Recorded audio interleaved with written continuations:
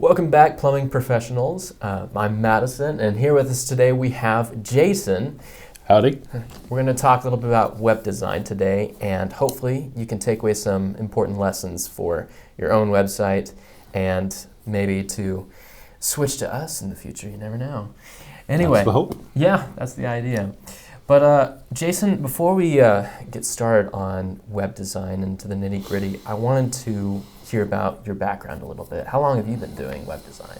Oh, forever. I started in professional web design in 1997, possibly before you were born. Not quite. Not quite. There's actually a couple of people working for us that it is before they were born. I like to say I've been doing this literally as long as it's been a job. And I've done web design for marketing and advertising for all 23 of those years. Mm-hmm. And for everything from large Fortune 500 corporations to small local businesses. I've done a little bit of everything. Yeah, so there you go. You know what you're talking about. That's good. Hooray. Why don't we go ahead and break into some questions that cover where web design is today. So let's say a plumber is just getting started. Maybe they're a year into it and they have their startup website, but they don't really have the true, web design experience yet. How can web design make a difference for them? Like true web design. Are we talking about SEO or marketing in general, or? Well, let's tie it back to like leads and sales. Let's say they get a professional website developed for them. Okay. What difference is that going to make for them? Well, your website can be it can be the face of your company. It's oftentimes since so much traditional advertising has gone, it's just been rolled into digital advertising. You don't take a lot of ads out in the paper anymore or anything like that. So more often than not, your website is people's first interaction with you. And the website can provide them with, obviously, the basic information about you, the fact that you exist, the fact that you are a plumber, and how to call you. That's those are basic contact information. Yeah. But on a better level, they can demonstrate your expertise. Thank you. Word ran out of my head. You can demonstrate your expertise in your field. And moreover, if your web design is done well, your potential customer feels comfortable and they feel like they have a sort of virtual connection to you and your business, and that makes them comfortable so that they want to call you, so that they feel like they know this guy.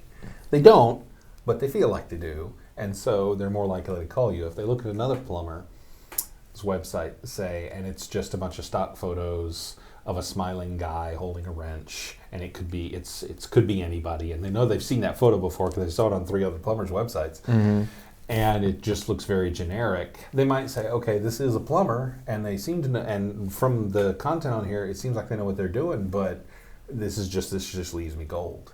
So proper web design, where you have those elements that establish that connection, it's next best thing to talking to them on the phone, and hopefully that's obviously the next step. Right.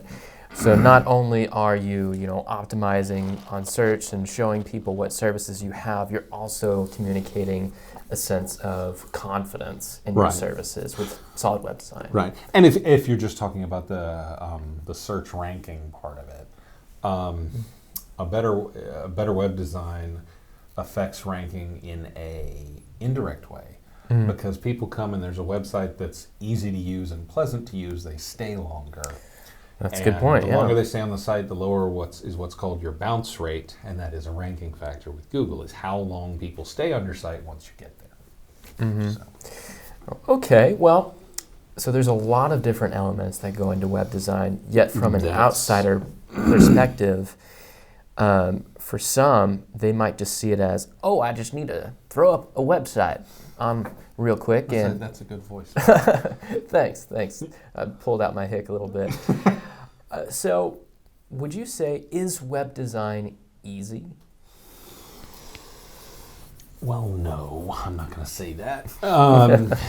Okay, here's the facts. You can go to either Google's website builder or GoDaddy's website builder, and they've got some templates and they've got some drag and drop stuff, and it's really easy to make a decent looking website. Decent looking does not mean a well-designed website. Design is not just how it looks, it's how it works.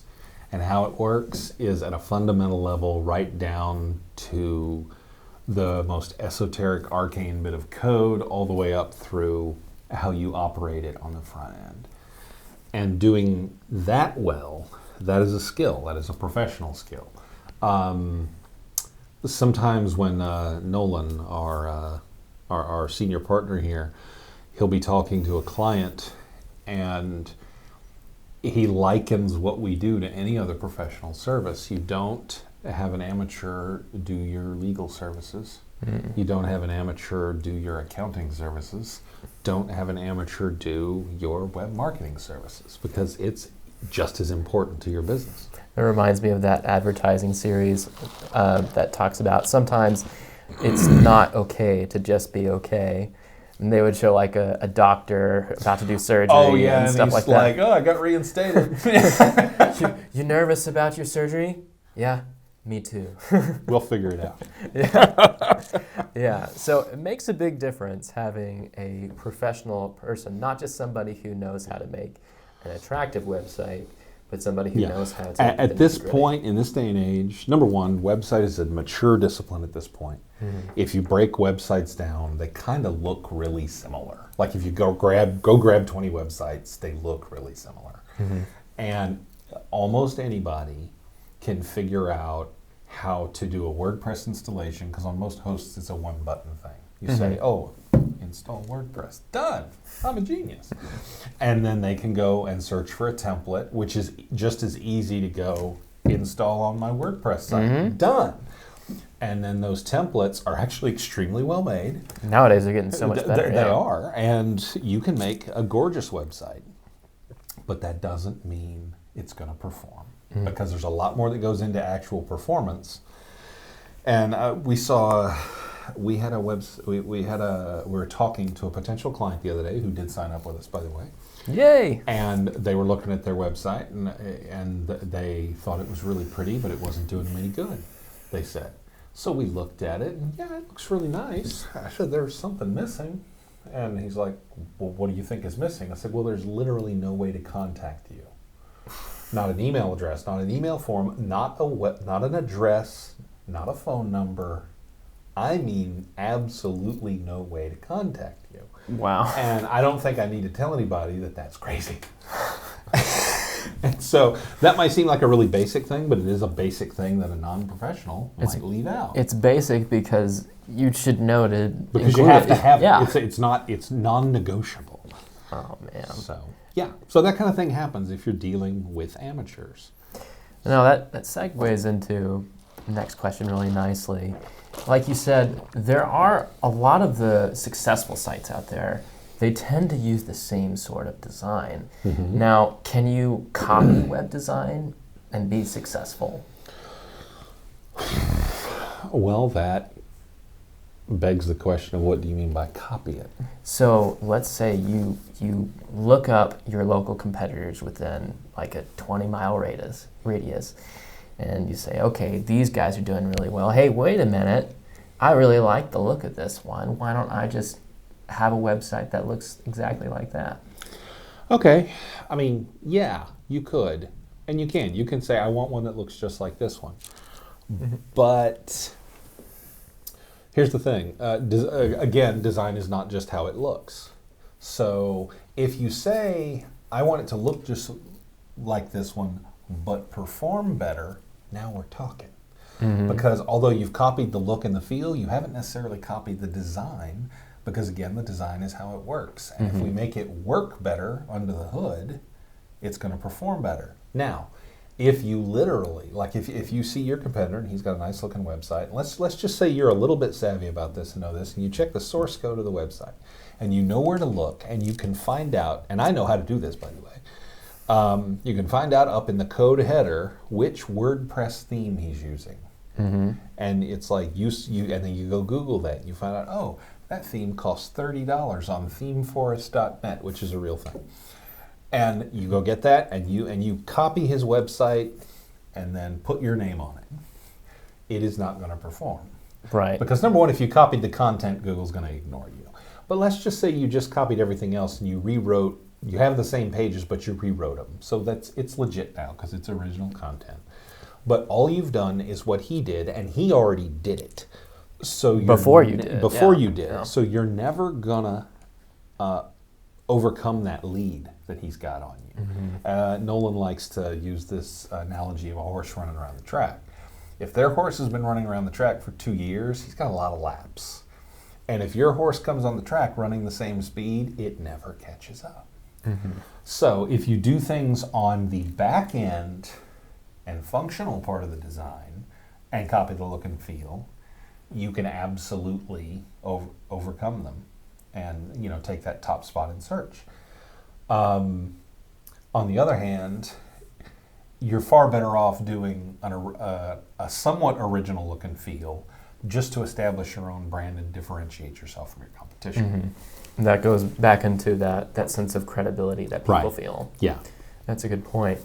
Now, earlier you mentioned some tools out there. Some of them are free tools that you can just go and basically generate your own website, whether it's the Google sites or you go to an editor like Wix or Weebly. There's all sorts of tools out there that people might just say, hey, I can go and do this myself.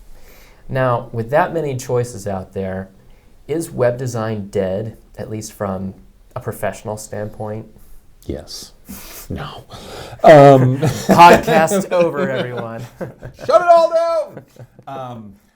No, because number one, every one of those templates you use was done by a professional designer. So that's web designs that you may be reusing it that came from somebody else, but still web design. So it's still there. And again, we're talking about that back end part of it. If you go, Wix is a good example because most web designers and marketing people scoff at Wix websites and just roll their eyes if someone's on a Wix website. And if you don't know what you're doing, you go quickly fill out a Wix website. No, it is not going to perform. It's not going to show up in search. It's not going to show up in mapping. However, I know a guy on Twitter.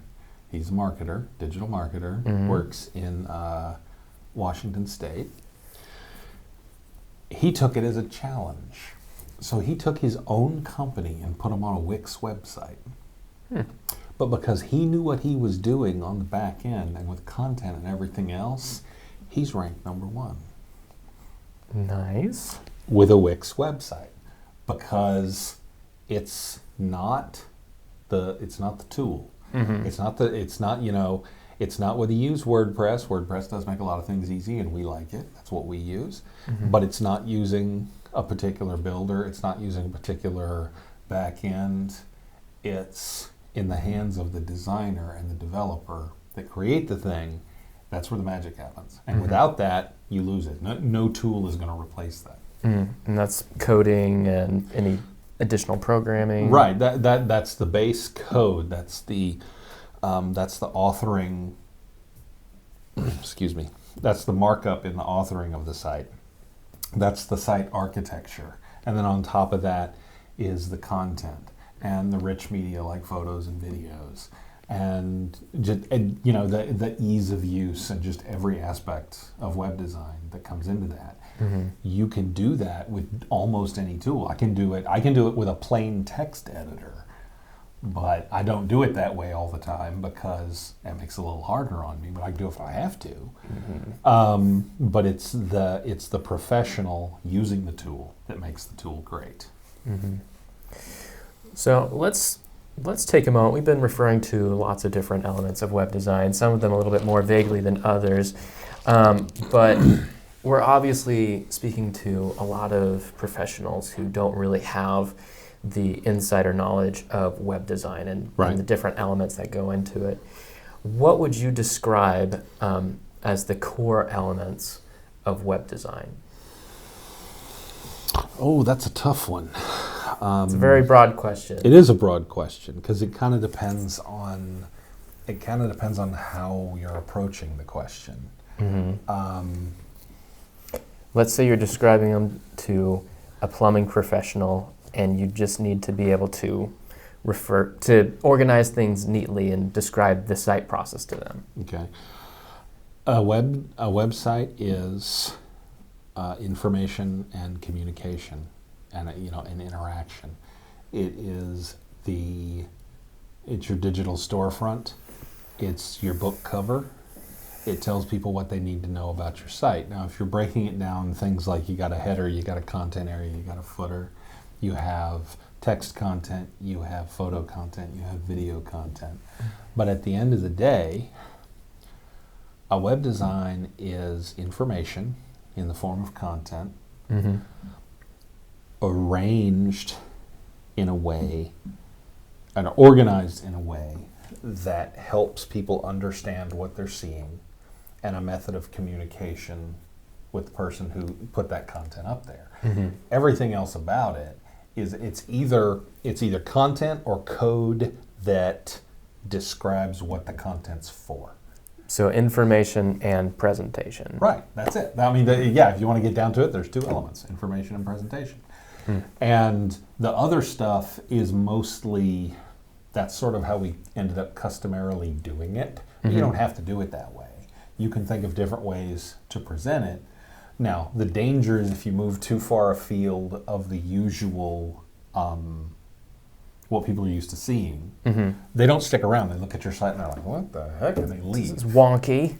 We used to get away with a lot more back in the old days because there was no standardization. The industry was not mature, so you could do crazy stuff. Now people expect your name at the top, your phone number, Drop-down menu, big picture, maybe with a form for contact, maybe like a headline, maybe something else, and then you get down into the meat, and down at the bottom there will be a reiteration of company information and some other useful links and a copyright statement and a privacy policy. And that's what everybody expects to see. And if you go too far afield of that, you run risks of people being unwilling to bother discovering what they're supposed to do there. But yeah, the best way to do it is to break it down as in there's an information layer and a presentation layer, and it's how they interact and how they let people interact with you. That's it. Now, of those core elements, let's dig into the search side of this. Which of these elements are most important into generating a strong search strategy? Content. Absolutely. Now, I say that, but the code base, the presentation part of it, and again, when we say presentation, we don't just mean how it looks. It's not just how it's presented to the viewer, you'll excuse me, sorry. You're good. But how it's presented to the search engine. We have a lot of ability these days to help the search engine understand what it's seeing. And anyone who's seen Webmasters podcasts with me and Nolan has seen us, and probably me, talk about at far too much length about schema, and that's one of the big tools for that. So you can have a page of content. Let's say you've got two competing websites, and each have a page of content on the same subject.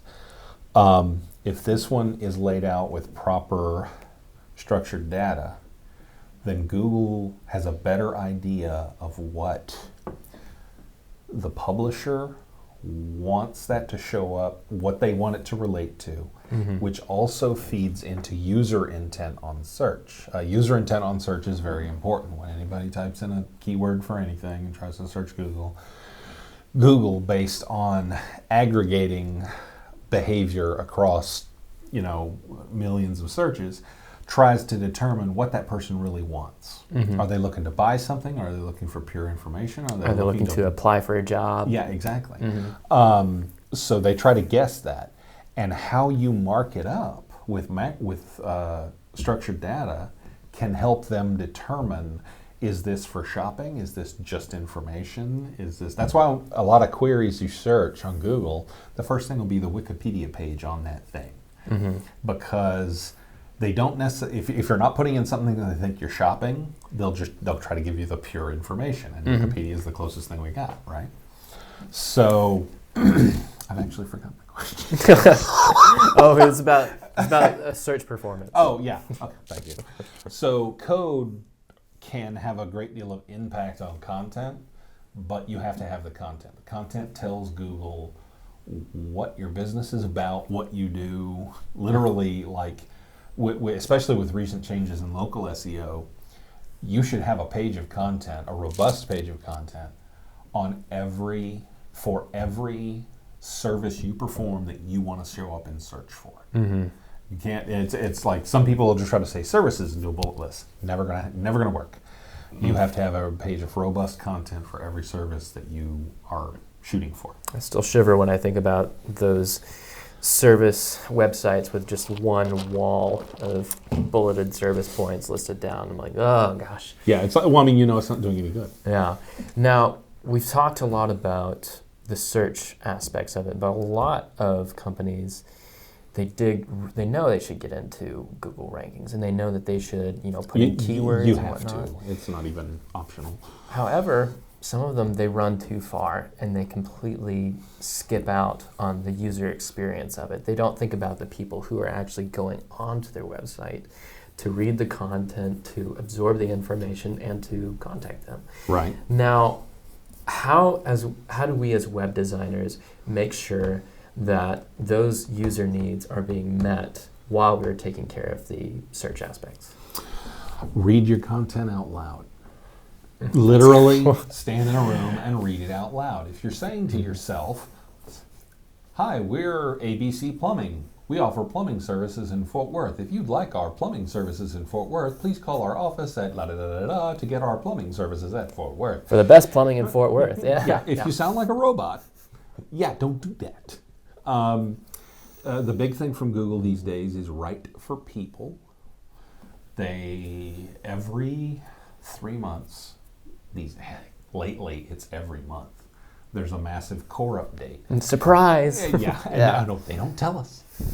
I wake up and I check SEO Twitter in the morning, and I've got a whole bunch of who are normally cool, collected professionals running around with their heads on fire because $1 million client dropped 50% in ranking overnight, and nobody changed anything on the site. And they're trying to figure out, what did Google do?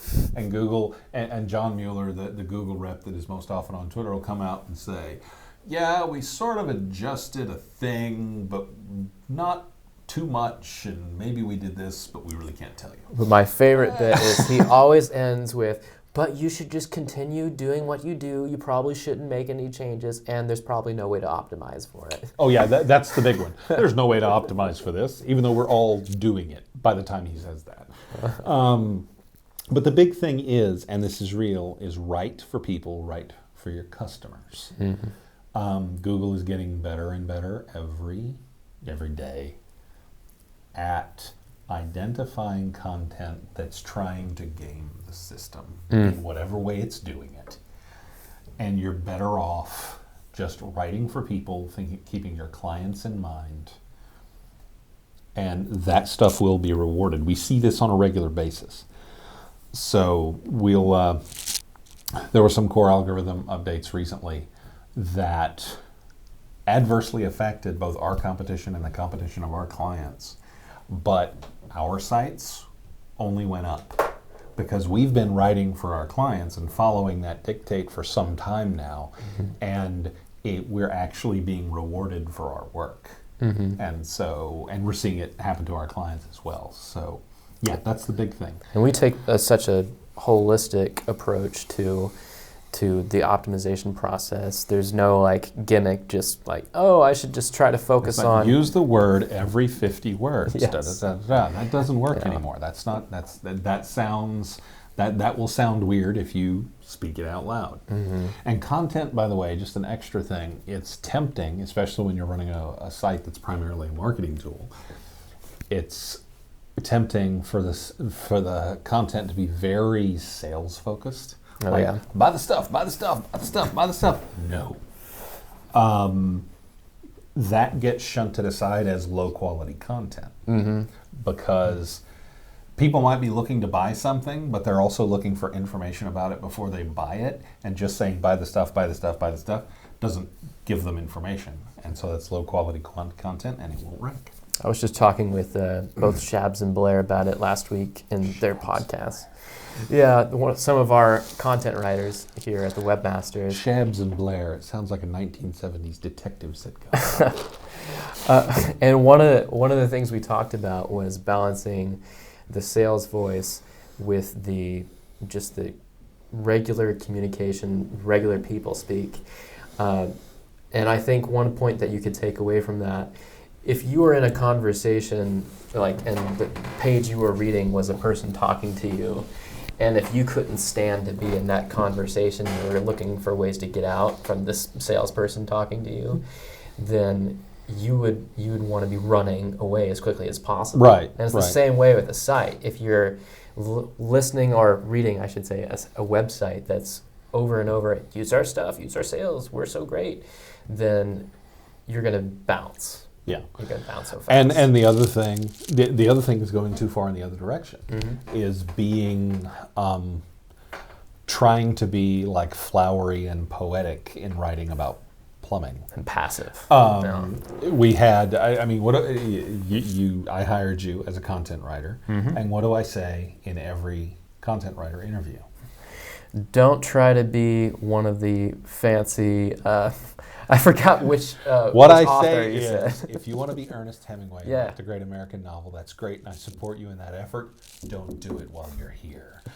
You're going to write about plumbing a lot. Yeah, you're going to write about a lot of plumbing, and it's not fancy, and it's get the point across. I like to say that another thing I like to say in the content writer interviews is that it's halfway between marketing copy and technical writing. And it has to have elements of both, but it can't lean too heavily one way or the other. And obviously can't go into being, Shakespeare.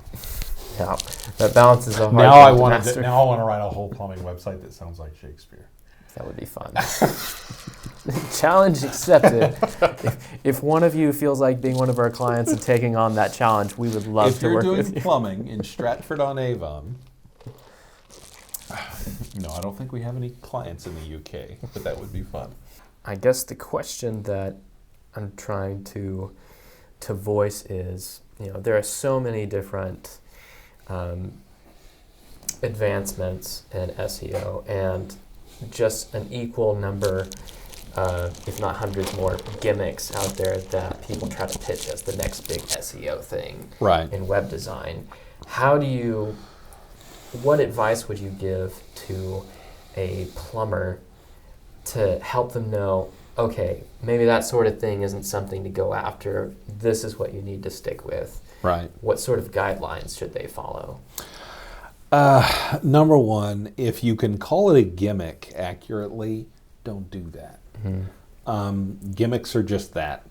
And they may seem effective short term, but they won't be. And they're usually, any gains that you might experience from them, they're not worth the trouble it took to get them. Because you can have something that comes down the line that Google makes some change and you're like, oh, we gotta change this, and then you do this Herculean effort to make a whole bunch of changes like super rapidly to keep up, and then they reverse it a week later, or they make another change that invalidates the way you approached it. They iterate on, like, they made this change within their head, this is what we're trying to accomplish, and then everybody tries to gimmick it. And they go, that's not what we wanted, so we're going to change it again. And so all this, you got maybe a little boost for a week, and then it's erased. An example of that is called aggregate star rating. It's a schema thing, and it was something you could do where you could take all of your Google reviews or your Facebook reviews or whatever, and you could say, this is our average star rating on Google reviews. and you could put it in schema, and a lot of you would have seen this, and using Google, next to your company name in the search results would be, those stars would appear. And so if you had that and your competitor didn't, even if you weren't in the top spot, they're more trustworthy. Yeah, well, not just more trustworthy, but those 5 yellow stars or 4 yellow stars drew the eye. Quick note on stars: if you attempt to make it look like you have a 5-star rating by gaming the system, people don't actually trust 5-star ratings. The best click-through, the best conversion rate in star ratings ranges from 3.8 to 4.7. Oh, it's gone down a little bit. Yes, it has. Okay. When people see 5-star, they assume you're gaming the system. So don't do that. It's all those Amazon companies. Amazon. Amazon. I like that. That's how we'll refer to them in the future. I'm changing my name to that. Yes, it's Amazon coming to you today.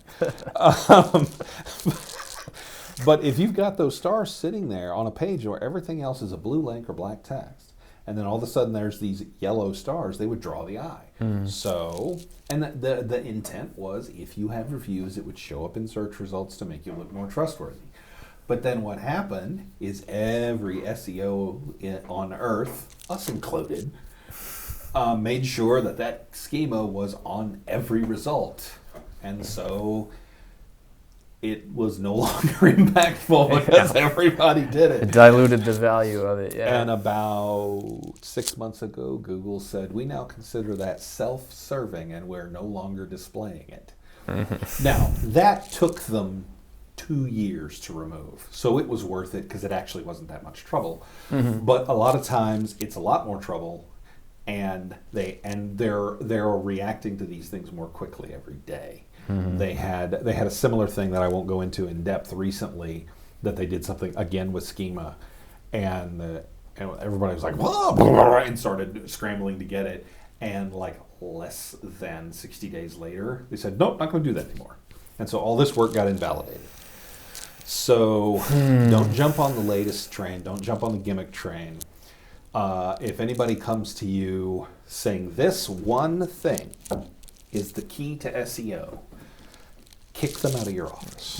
No thanks. There is no one key to SEO. SEO is a key ring like this big with about 100 keys on it, and it takes forever to go through them and find the one that opens the right door. So yeah, gimmicks, no. One trick pony, no. When people talk to me about gimmicky kind of stuff, I just try to explain how either the technique it's either, if it's proven to work, it's not a gimmick. It's just part of SEO that someone has pitched to them as a gimmick.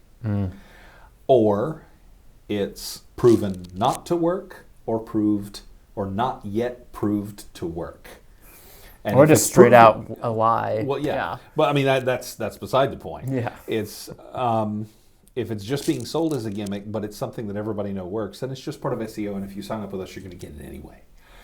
If it's proved to not work, we don't do that because we don't want to waste our time. If it's not proved to work, we don't want to do it until we know it works, because if you don't know it works, it might be actually harmful.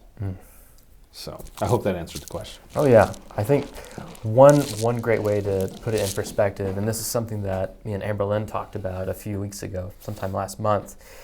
If you find something that's successful, even if it's like outrageously successful at first, if it doesn't really flow along with the normal way of Google doing business, like Google's keeps on focusing on content, for instance, but you find some other like cool little technical show that seems to produce results.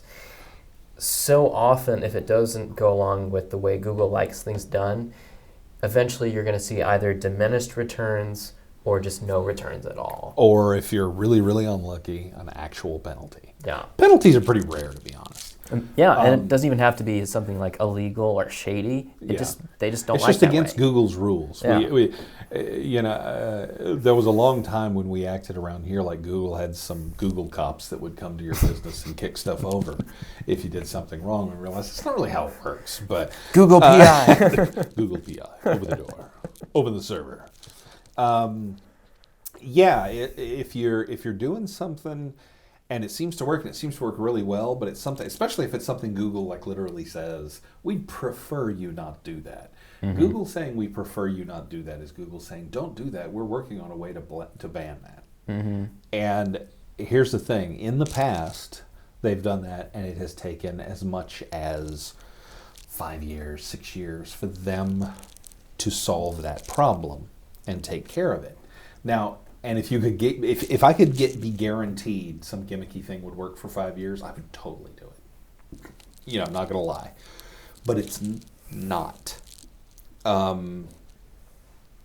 These days, if something like that lasts 6 months, I'm shocked.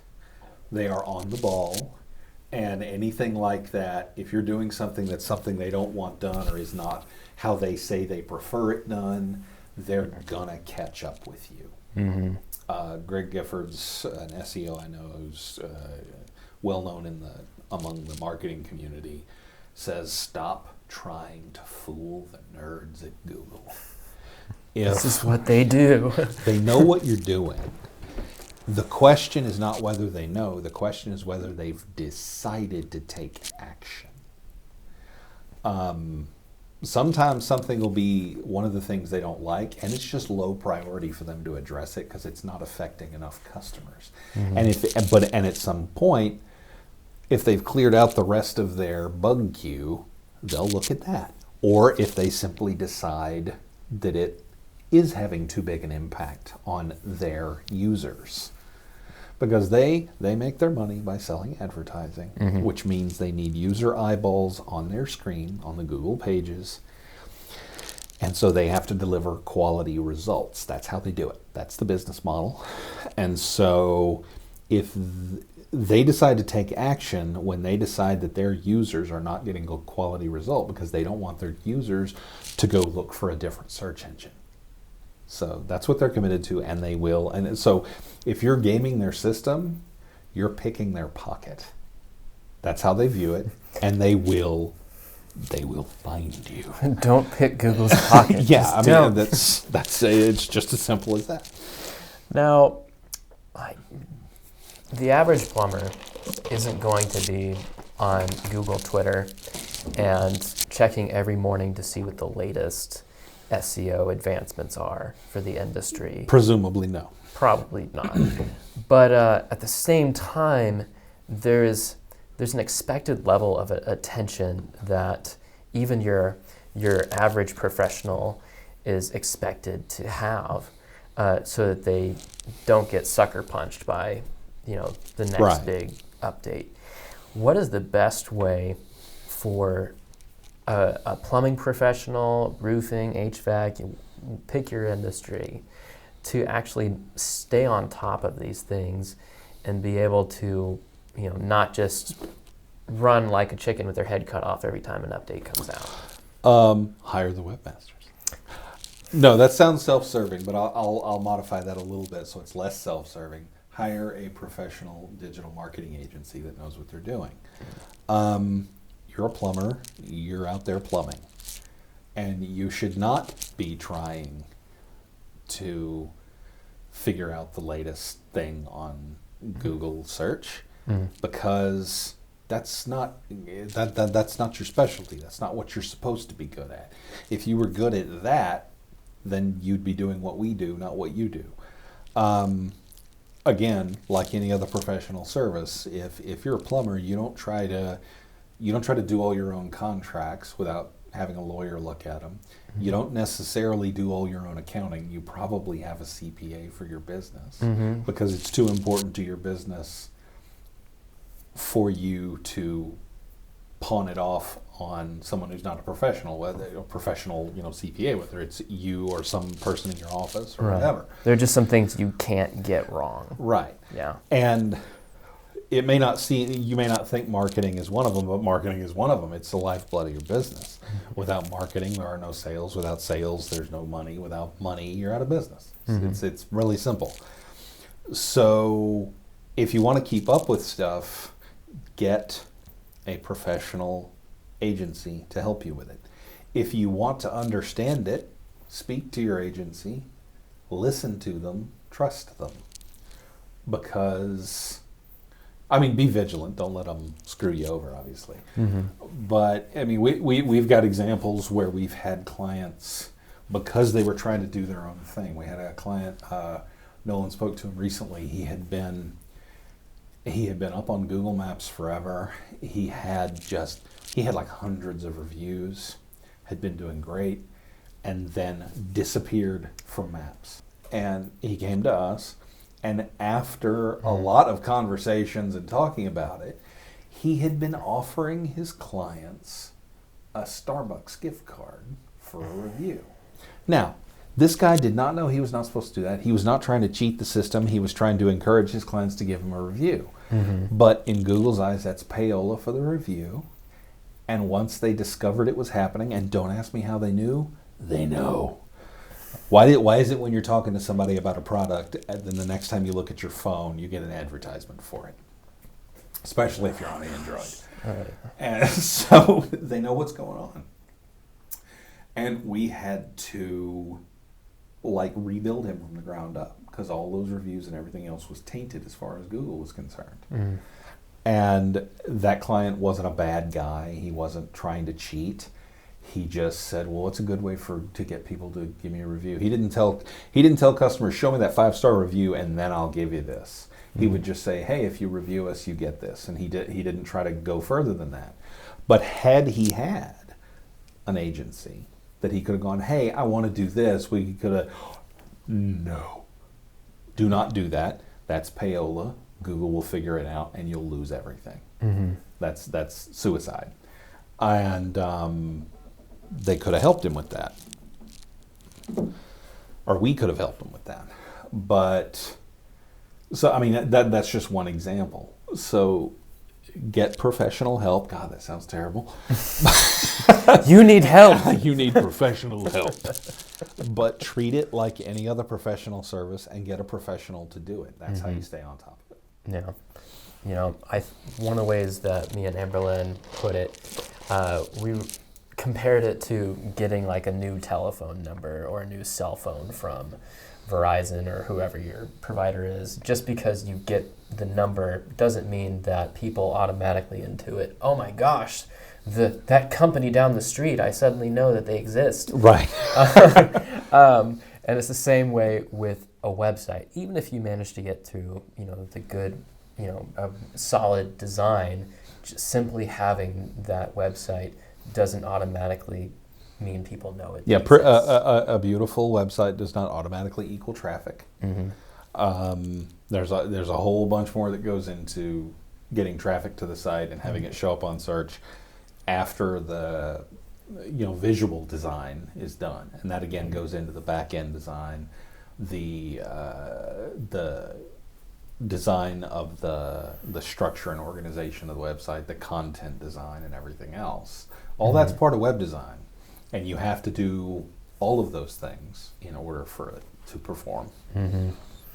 Well, I think we've certainly made a good case for professional web design and why it isn't dead today. It's certainly still very helpful.